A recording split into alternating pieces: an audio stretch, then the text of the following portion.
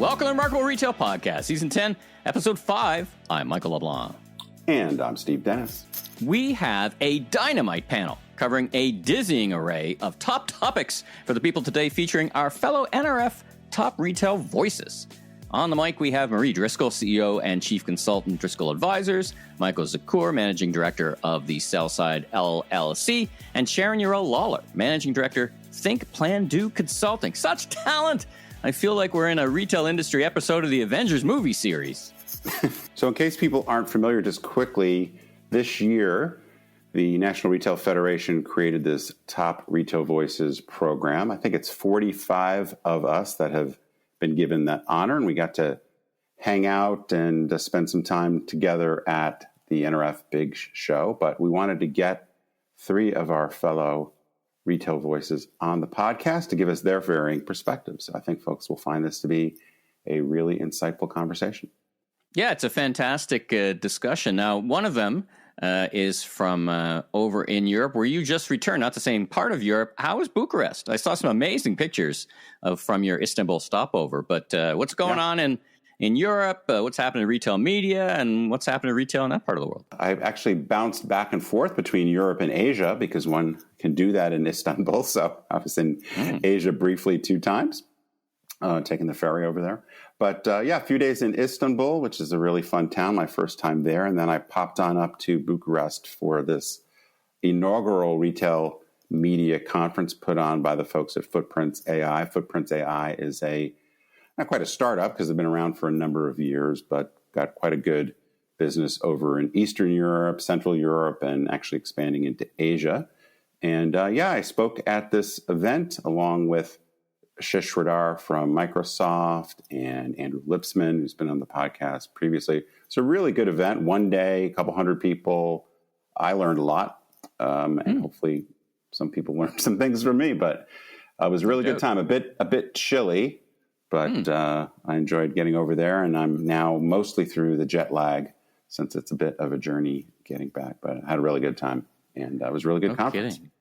Fantastic. Now, speaking of journey, next up for both of us is Shop Talk in Vegas, which, in case anybody isn't paying close enough attention, to move forward a day in the week in the calendar. We'll be wrangling some interviews and kissing hands, shaking babies. Now, I think you're going to be on the stage as well, right? Yeah, I'm going to be doing a session focused on, I forget the exact name of it, but it's basically about retail pivots and developing agility and flexibility with your branding strategy. So it kind of lines up with some of the themes from Leaders Leap.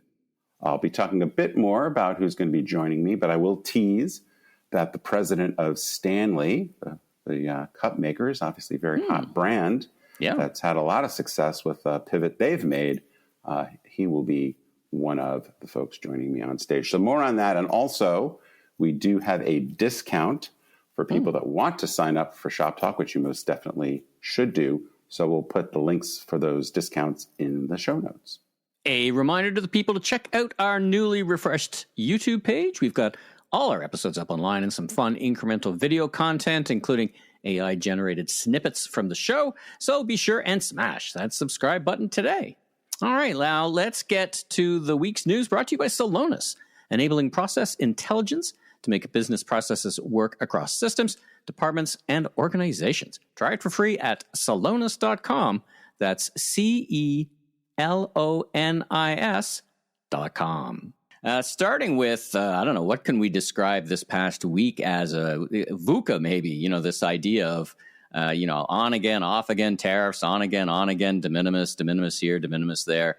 Now, particularly if you're importing or, if you're trying to get stuff from China factory direct, if you're in that in little envelopes, it's been a dynamic week. What do you make of all this? And how do you think retailers are trying to think through the implications and planning forward in such a dynamic environment? Well, 2 things. First of all, for people that don't know, VUCA is an acronym. We often just say it and realize that probably 98% of you have no idea what we're talking about. It stands for volatile, uncertain, complex, and ambiguous. And I think that definitely describes things. We were talking off mic. I was reminded of this past week of a John Mulaney routine, which some of you may know. This guy being the president, it's like there's a horse loose in a hospital. It's like there's a horse loose in a hospital. I think eventually everything's going to be okay. But I have no idea what's going to happen next. And neither do any of you, and neither do your parents, because there's a horse loose in the hospital. It's never happened before. No one knows what the horse is going to do next, least of all the horse. Some people also refer to the environment we're going through in the United States as a monkey with a gun.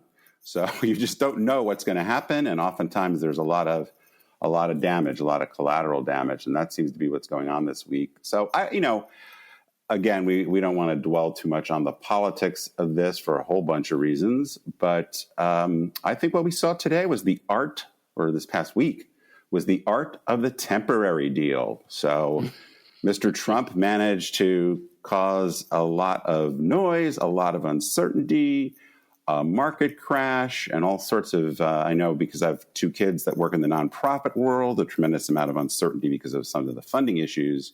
So anyway, what basically happened is mostly nothing. We've kicked the can down the road in terms of anything meaningful from a tariff perspective, I guess, other than for China. But as you know, and I'd love your Canadian perspective, but basically the Canadians and the Mexicans agreed to things that they had already agreed to with the prior administration. Mexico managed to also get some additional help in getting guns across the line. But the U.S. is raising no revenue from what's happened so far, which is the stated goal.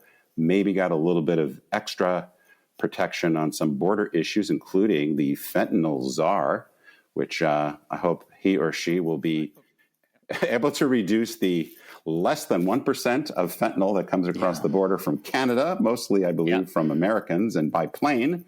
But anyway, so I guess we just don't know what's next other than probably a fair amount of uncertainty for a while. But what's the view from across the border?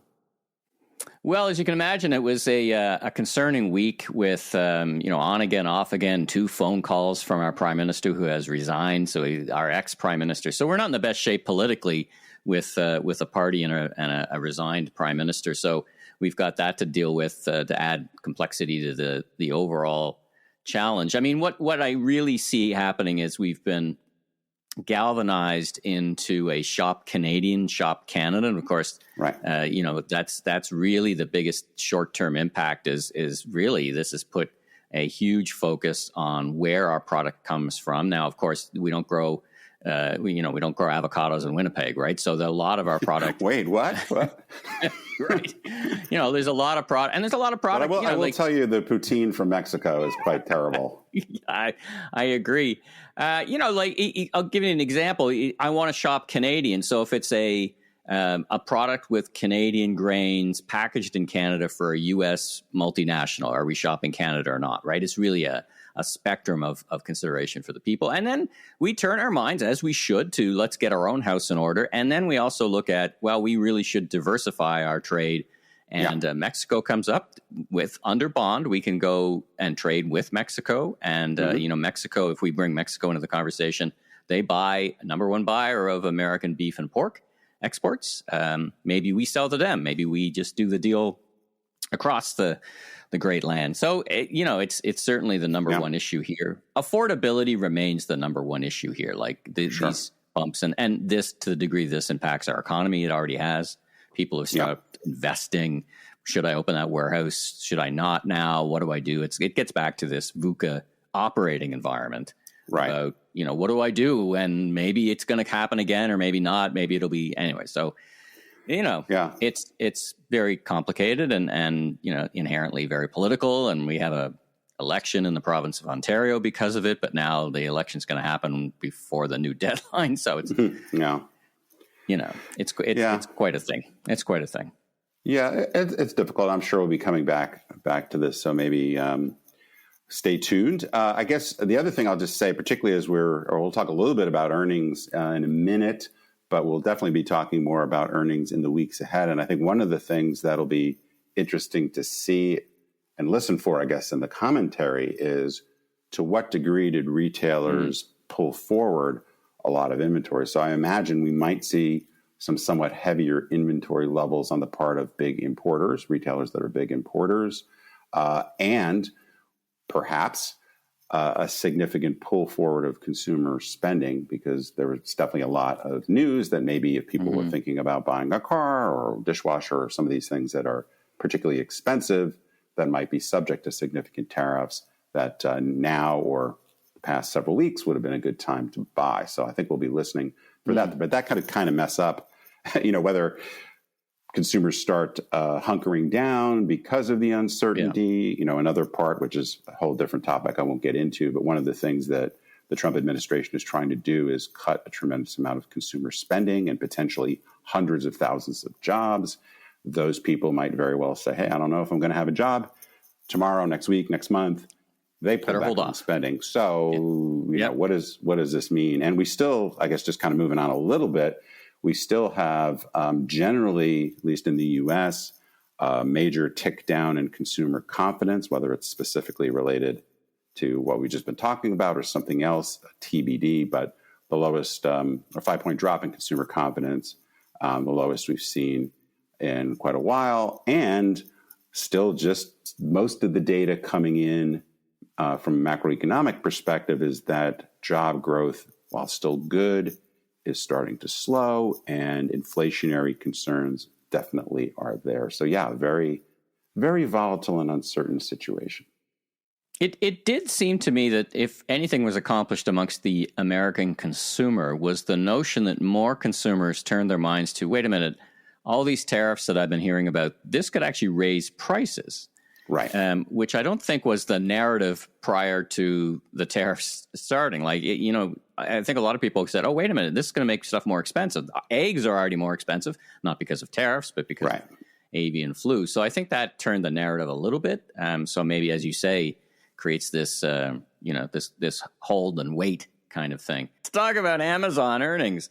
They may be exiting the province of Quebec, but otherwise pretty good. Same story, different quarter, I guess, with Amazon's earnings, because once again, they've really reported some incredible results. The only downside, though some people are skeptical that they're sandbagging a little bit, is that Amazon did say they expected the coming quarter to not be as robust. But as far as what they reported, really across the board, tremendously strong results. I'll just give you a few tidbits here. One of the things I think we've talked about in the past is the way Amazon reports makes it sometimes hard to really understand what's going on. But anyway, North American segment includes basically everything, more or less, everything but Amazon Web Services. So that's the retail business, subscriptions, ads, etc.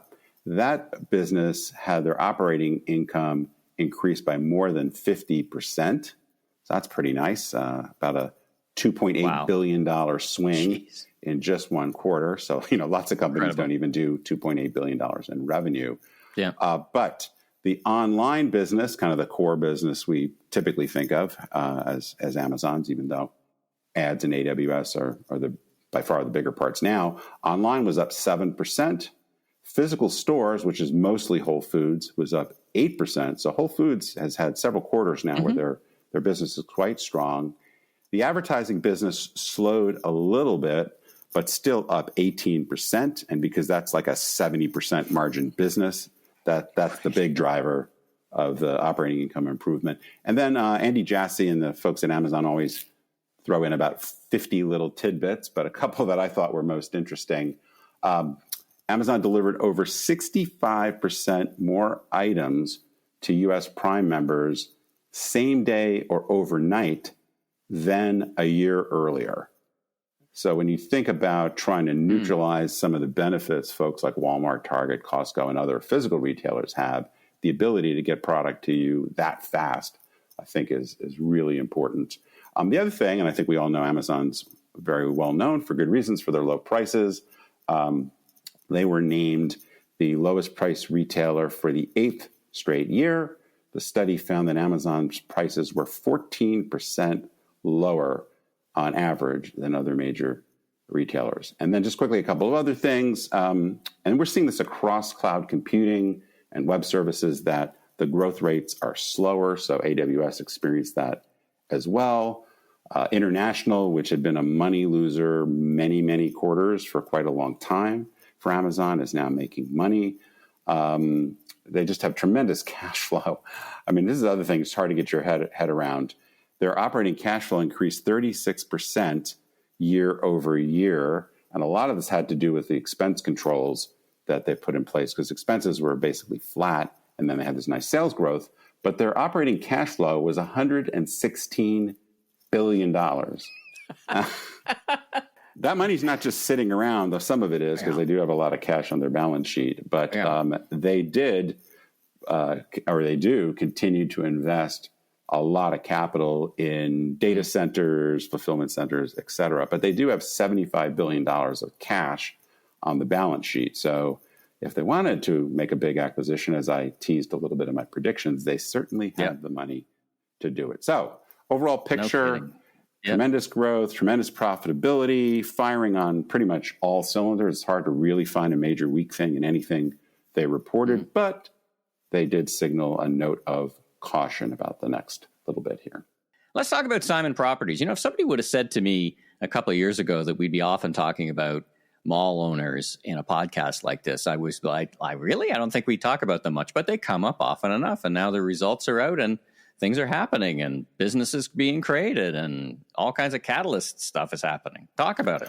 Well, what you should have said, Michael, is that they should go read Remarkable Retail, because 5 years ago in that book, I said that A malls were going to be fine and all other malls are really the issue. And because Simon, one of the big mall operators in North America, got some other global properties, is largely invested in the better malls. And in fact, they've made a really concerted effort over the last decade to remix their portfolio to these better malls, as well as some premium outlet centers. Their performance has continued to be quite good. So they reported another strong quarter. Really, all their metrics were positive. The other piece of news I just wanted to touch on really briefly, and it remains to be seen how this is going to play out, but one of the things they said, because they do own some lesser quality malls in their portfolio, is they're going to be turning more of their attention to redeveloping the so-called B malls. And we've got a story coming up in a second that I think touches on this. But what I think is really interesting, and also I talked about 5 years ago, is the need for the C and D malls in America to largely be bulldozed and have a new life, a better life, find their purpose elsewhere. Very philosophical. Some of the B malls have elements of good quality because they have excellent locations, they have some good tenants, but largely they're old, they're too big, they've got an empty Sears, maybe an empty JCPenney, or soon to have an empty JCPenney. So they need some pretty massive repurposing. So Simon has been doing some of this to varying degrees of aggressiveness already, but they've now signaled that that's going to be a focus for them going forward. So we'll see what that looks like. But that was a bit of a strategic shift for them. And I think it largely speaks to the fact that their A-mall portfolio is in good shape, not as much work to be done there, as well as we talked about a few weeks ago, they've basically offloaded their interest in Spark Group and JCPenney into Catalyst Brands. So now they've got that off their balance sheet. They recognized a small gain from that investment, so kind of freeing up some new focus. In the category of this headline writes itself, Walmart has bought a zombie mall. Right. So yeah, this is interesting in that I believe this is the first time that Walmart has ever invested or acquired, for that matter, a traditional regional mall. So this mall is in the suburbs of Pittsburgh and Monroeville, which is just east of Pittsburgh.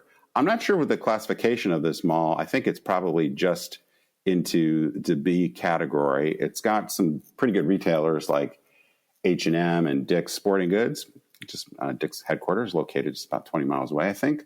It is a tired mall. I think you shared with me that it was featured in a major motion picture. Do you want to talk about that briefly?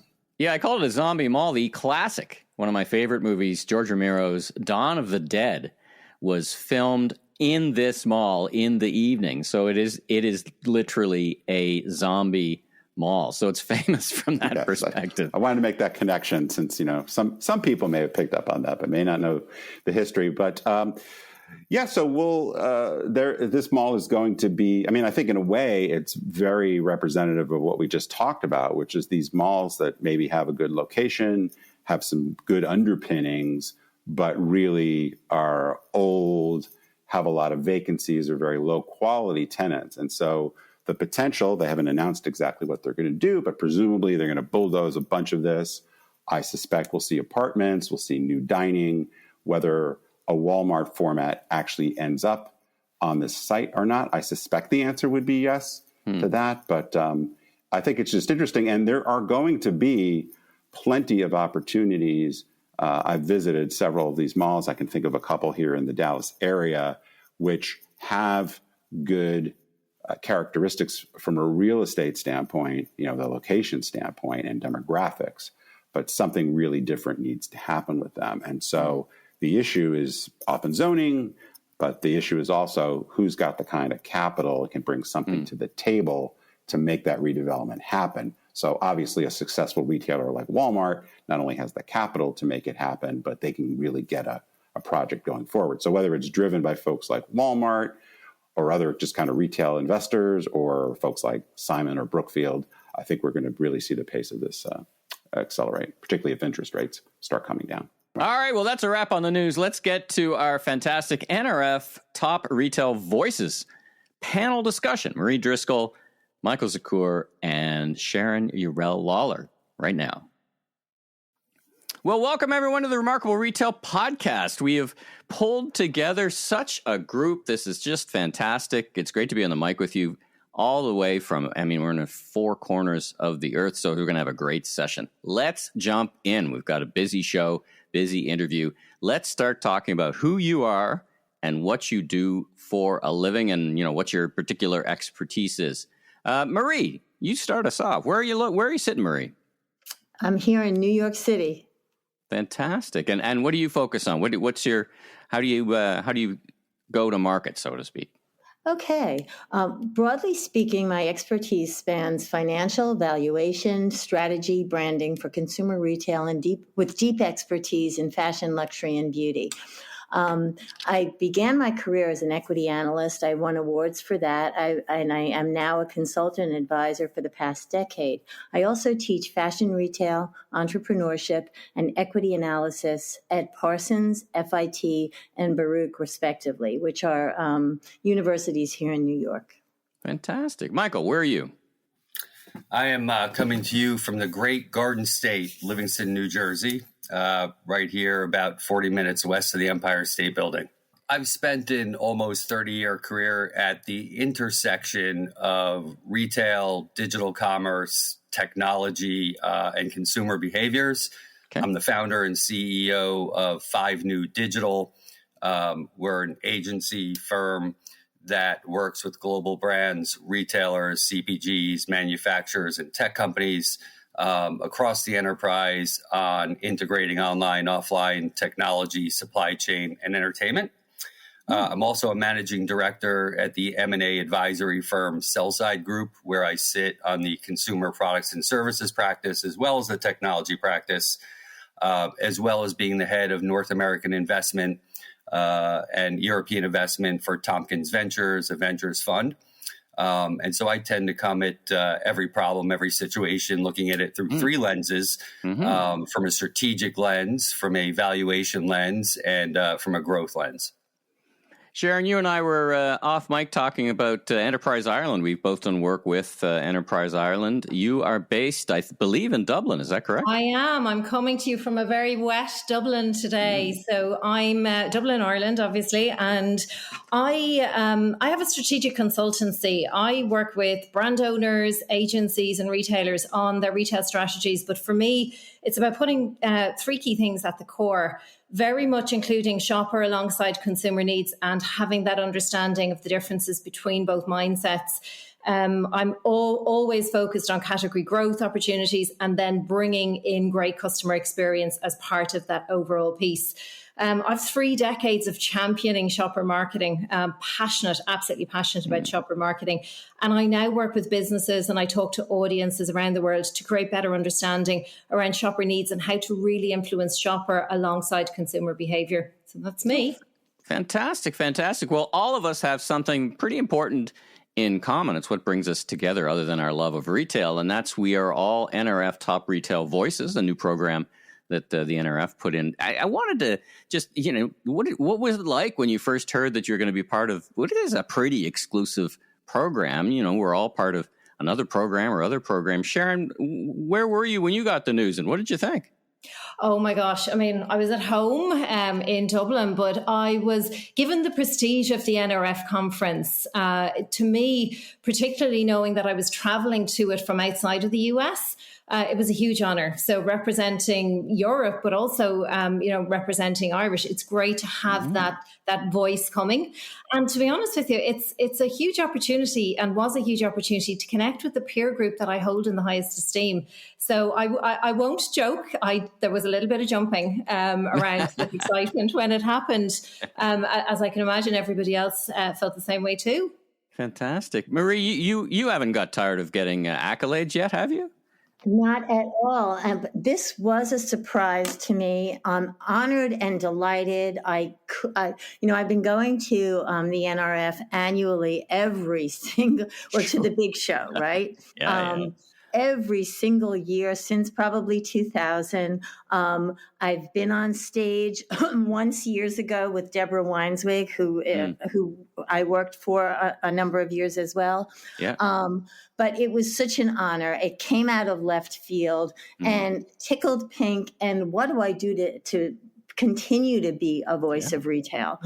Anyone who knows me, and I think you here do, know that I'm incredibly passionate about retail and fashion and the consumer.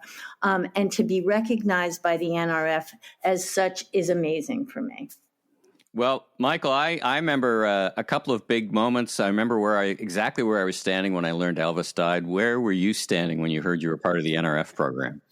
Yeah, well, it sticks in my mind, Elvis, the Challenger shuttle disaster, and this. Those are the big three generally. Those are the big three. I was at home, staring at my laptop screen like I do 14 hours a day, it seems.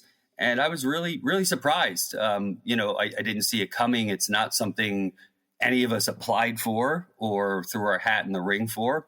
And so to, get this note that they looked at, a couple thousand retail executives from around the world and chose 45 of us to represent the industry for the year and at the show. It was really a capstone accolade for my career in the space.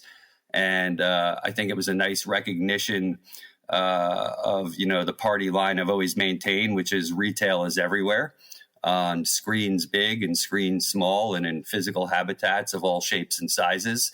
And that integration is really meeting its moment. So really a big honor for me. So that ends the patting ourselves on the back portion of the program. Let's dive into some of the most interesting issues in retail. We'll start off with a very, very simple question, which is about the impact or potential impact of tariffs and what's going on with free trade. So, Michael, you get the easy question of the day. How do you, and obviously this is quite dynamic. I just, we're recording this the day before the episode comes out, and I just posted on social media that it's just another Tariff Monday, since tariffs seem to be with us and evolving. But anyway, Michael, what's your view, even though we don't know how this is all going to sort out quite yet, how these changes might affect retailers, how they might affect consumers in terms of potential pricing changes or shortages, the supply chain, all that kind of stuff. Where do you sit on all this, and what should retailers be thinking about and planning for? Yeah, I mean, listen, the truth of it is, and has been for a couple of decades now, that the foundation of successful retail operations, whether it's online, offline, or integrated, is supply chain. It's all the fun, sexy stuff happens up front, with merchandising and great products and the consumer and marketing and all of that. But without a solid supply chain, it's hard to cut it as a retailer. And when we talk about supply chain, we look at it from the point of view of 6 mega processes, right? Every retailer and every product they sell is going to go through planning, making, buying, shipping, storing, and selling. And so if we start there, what's become apparent over the last 2 years is we were used to a paradigm where supply chains could be disrupted, but now we've entered the era of permanent disruption, where every retailer needs to go beyond just having a plan B or C contingency plan. You really need to have a plan A, B, and C that are all equal, are flexible, and that give you options depending on the disruption du jour. And so if we kind of go from that umbrella into where are we from free trade and tariffs, I think what we really saw was from the late 80s until quite recently was the first wave of modern globalization. It probably reached its apotheosis with Tom Friedman's book, The World is Flat. Globalization, yes, we look at it from a macro perspective, has been a great good for the world in taking people out of poverty and providing jobs and global trade. But certainly some people in this country and in others got left behind. There were those who benefited more than others. And so I think what we've come to here is a reckoning on the positive and negative effects of globalization. And we were already experiencing the beginning of an era of re-globalization, where every retailer, every brand, every manufacturer is redoing the calculus on where to make things, how to ship things, where to merchandise them, where to sell them. Everything from product development through reverse logistics comes into consideration. And you throw into that mix, the current zeitgeist about tariffs and free trade, free trade, good, bad, being lumped in with globalization, good, bad. And what we know, the only thing we know for sure is we don't know what's actually going to happen right now. I mean, we're seeing, we're seeing reversals in a matter of days, right? So last week, I'm writing on social media about what the elimination of the de minimis law means for Shein and Temu and other cross-border players. And, we're writing early obituaries for them. And 5 days later, they put a temporary stay on the elimination of de minimis. Why is that important for retailers? This statistic I learned last week just is incredible. Temu and Shein accounted for 17% of discount retail in the U.S. last year. So that's a significant chunk. And if you take away de minimis, where does that leave us? Same thing with TikTok. TikTok's on its way out. TikTok is out. TikTok is back. So, how much of this is negotiation? How much of this is real? How much of it, if you're a retailer or brand and you wanted to move your manufacturing out of China to Mexico, and then you're saying, well, Mexico has a 25% tariff. What do you do? So obviously it's going to have downstream effects on pricing, on the cost of goods sold, on landed costs, and ultimately it's going to come down to the consumer. And my greatest fear is that these tariffs do stick and they're at a high enough level that we reignite inflation here, and that's going to hurt the consumer. It's going to hurt retailers. Yeah, for sure. Well, you mentioned Shein and Temu. Marie, let's go to the other end of the spectrum and talk a little bit about luxury and fashion, which have generally been strong for quite a while. But for the last couple of years, many players, as I'm sure most folks understand, have had a bit of a rough go of it. What's your take on this, particularly as you, with your equity analyst hat on, digest some of the most recent earnings reports from some of the big players? Yeah, thanks for the question. It's interesting. COVID changed everything. Luxury became really the go-to product when there was no opportunity for an experience during COVID, and we all sat in front of our computers, couldn't shop, couldn't go out to eat, couldn't go to the theater, couldn't go to a game like yesterday's game, right? So everybody was shopping, and what provided the most bang for your buck in terms of experience? Luxury products. So you had, the logjam effect of not being able to get enough product to new consumers. You opened up the world of luxury to more and more consumers. Luxury truly got more democratized during that period. You come out of COVID 23, 24, and the prices are much higher. The innovation isn't there on the product, and I'm speaking generally now.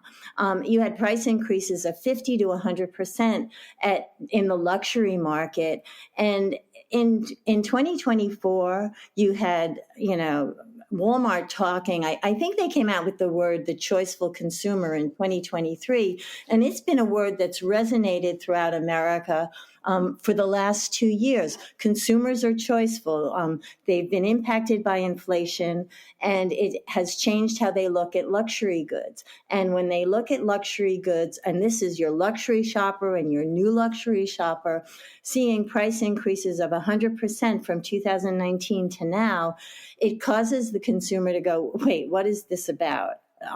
This isn't worth it. And from my lens, when a consumer asks that about a luxury product, the dream is over.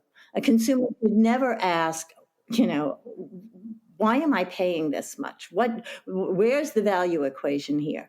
Usually, what you want in a luxury product is for the consumer to be so enwrapped and romanced that once they get to the price, it's a question of, okay, I'll make this happen, or this is out of my price range. Let me go buy the fragrance. Let me buy the sunglasses, right?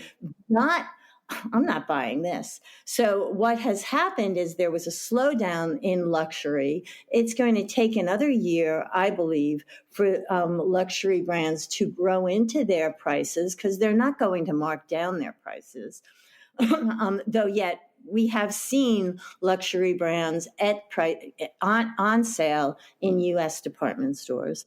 On the other hand, when the consumer saw this incongruity, they started to look elsewhere. So they looked at brands like Stout and Jacquemus and at Coach. And so last week, Coach reported earnings, and Coach did so well Tapestry reported earnings, and Coach did so well in that family that it drove Tapestry to raise guidance for the rest of the year.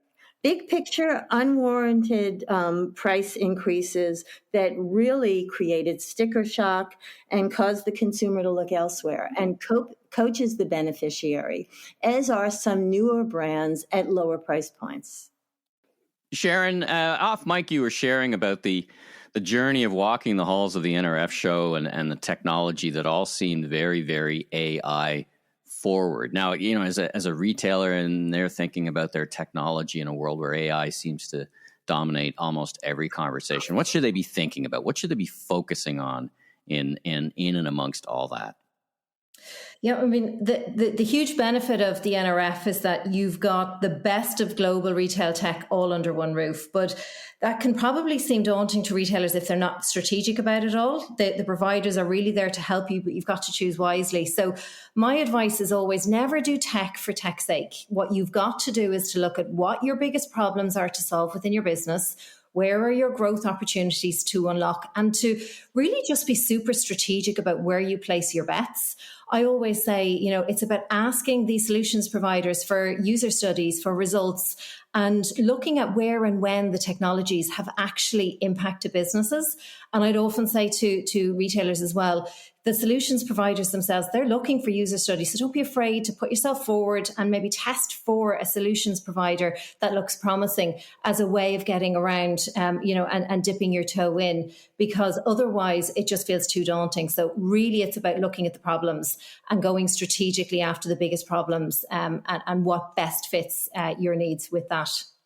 Sharon, sticking with you, let's change tack a little bit. Let's talk about, you talk about being an expert, or you are an expert in, recognized expert in shopper marketing. Now we've got this retail media. It feels like those two, I'm often asked what the difference is, and are these two going to come together? How do you think about shopper marketing strategies with the advent of retail media and retail media networks?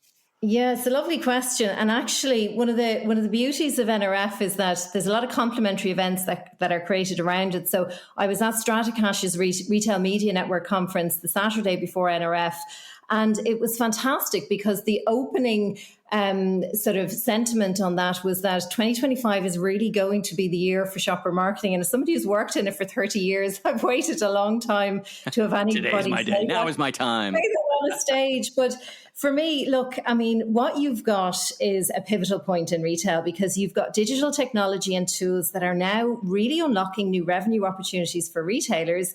And you've got the ability to connect with shoppers at that point where they are in purchase consideration. And that ability has never been greater. So you've got many brands and retailers, and if I'm honest, they're thinking about how they can capitalize on that for themselves. Mm-hmm. But the clever brands and retailers are thinking about how they can capitalize on that for the shopper and work back from those benefits. And to me, it's all about content and context. So brands and retailers really need to understand the content and the context at which those retail media touch points are playing out. It's not a case of simply taking consumer content and then repurposing it over. It's really understanding how you can turn browsers to buyers and utilize that content and context in a way that actually works for the shopper and that nudges the shopper along in their purchase journey. And the other thing to say is that I also think brands and retailers are now having to rethink about their ways of working together because in effect, when it comes to retail media, the brand owner is now the customer and the retailer is now the supplier. And this really changes the dynamic. So there's lots for businesses to be thinking about as they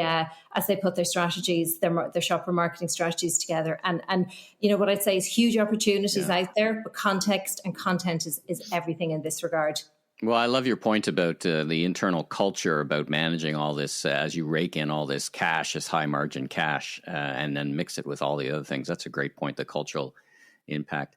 Michael, let's talk about AI. I mean, all of us could have an entire panel about AI. So just a few words. Underhyped, overhyped, the right amount of hype.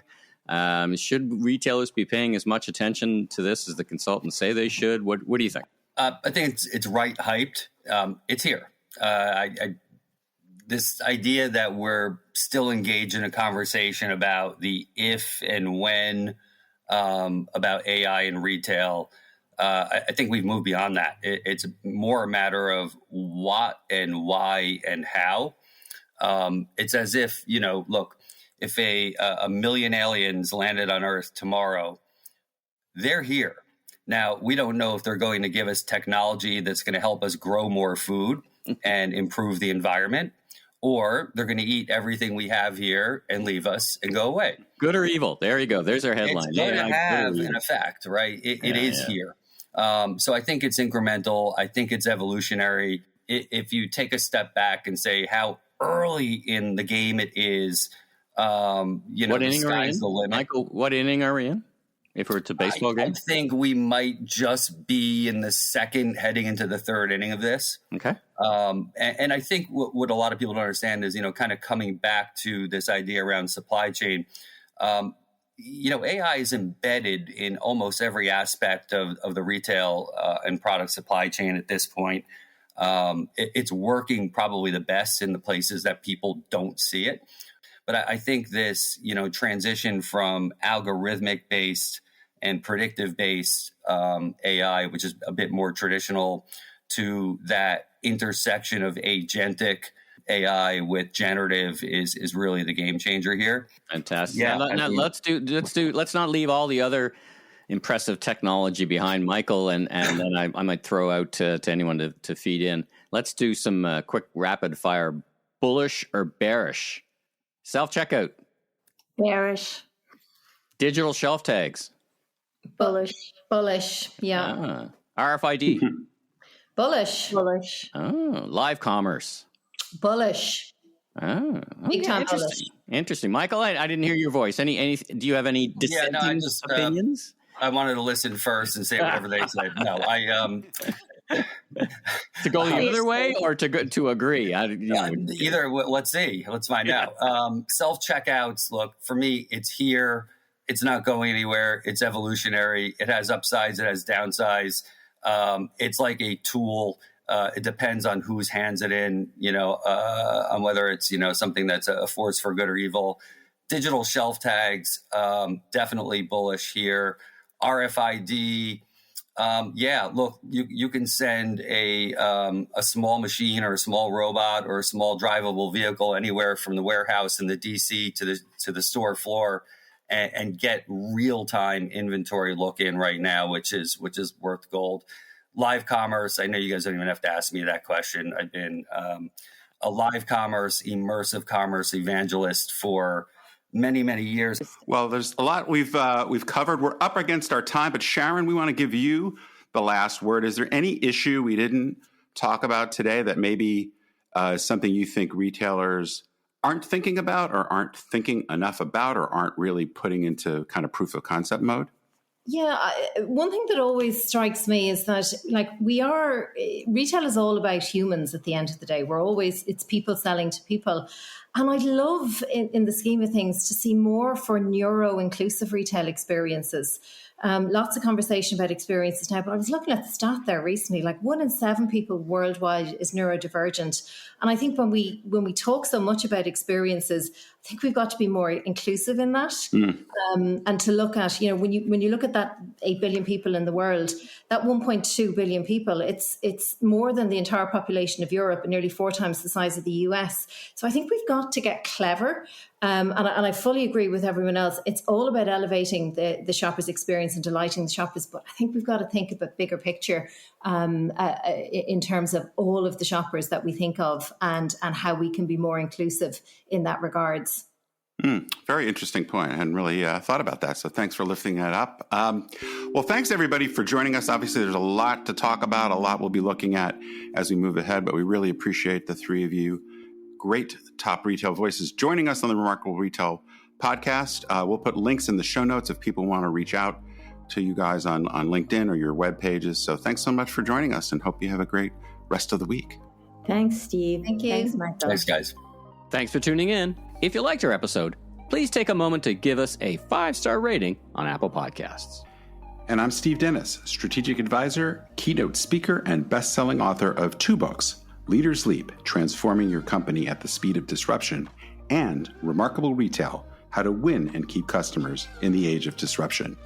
You can learn more about me, my consulting, and keynote speaking at stephenpdennis.com. And I'm Michael LeBlanc, consumer retail growth consultant and advisor, keynote speaker, and media entrepreneur. You can learn more about me on LinkedIn. Safe travels, everyone.